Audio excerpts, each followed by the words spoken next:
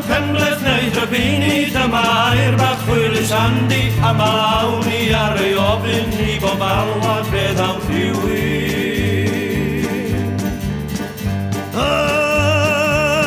Dinel yn caru rwan, ront e ffyrtio mae'r hogan, Nac e wir fe ddaeth yw lencyn caru glos mai efo'r rhywun.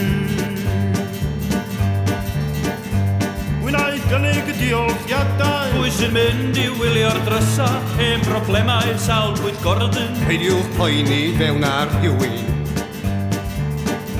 Gwelais gar yn dredi sadwn, clam o un a gostio ffortiwn, wrth y lliw roedd gŵr dau frethin, siŵr gen i fod hwnnw'n Rhywun.